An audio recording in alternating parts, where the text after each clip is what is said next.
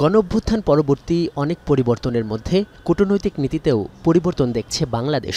২০১২ সাল থেকে ২০২২ সাল পর্যন্ত ১০ বছরে যেখানে বাংলাদেশ সফর করেছেন কেবল পাকিস্তানের একজন প্রতিমন্ত্রী, সেখানে গেল ১৪ মাসে ঢাকা এসেছেন দেশটির উপপ্রধানমন্ত্রীসহ মন্ত্রিসভার অন্তত ৪ জন সদস্য।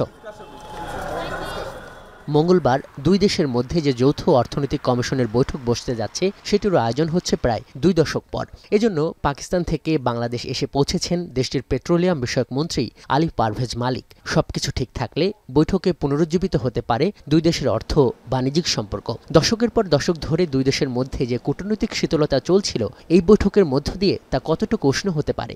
একটা দেশের পররাষ্ট্রনীতি থাকবে ফিক্সড, অর্থাৎ পররাষ্ট্রনীতি হলো দেশের স্বার্থ, অর্থনৈতিক স্বার্থ, রাজনৈতিক স্বার্থ এবং সাংস্কৃতিক স্বার্থ। সর্বোপরি ভবিষ্যতের জন্য আমাদের দেশের জন্য কি কি লক্ষ্য অর্জন করা আমাদের দেশের উন্নতির জন্য দরকার। তো এগুলো তো কোনো বিশ্বাস বা রাজনৈতিক আদর্শ বা রাজনৈতিক দলের সাথে নির্ভর করে না, এটা সব অবস্থায় একই থাকবে। বাংলাদেশের সঙ্গে জেএসসি অনুষ্ঠিত হওয়া দেশগুলোর তালিকায় রয়েছে ভারত, পাকিস্তান, সৌদি আরব, তুরস্ক ও ইউরোপীয় ইউনিয়নভুক্ত দেশগুলো।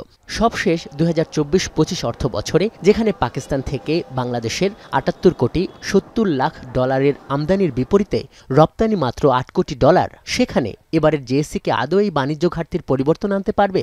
অর্থনৈতিক বিশ্লেষকরা বলছেন, দুই দেশের মধ্যে এবারের বৈঠকে হতে পারে মুক্ত বাণিজ্য চুক্তি, পাট, চা রপ্তানির মতো এখানে গুরুত্ব পেতে পারে জ্বালানি সহায়তার মতো বিষয়ও। পাকিস্তান একটা পারমাণবিক শক্তি, অর্থনৈতিক শক্তি এবং জনশক্তি, এবং পাকিস্তান বিশ্ব রাজনীতিতে অস্বাভাবিক একটা মর্যাদা এবং সম্মান নিয়ে অবস্থান করে।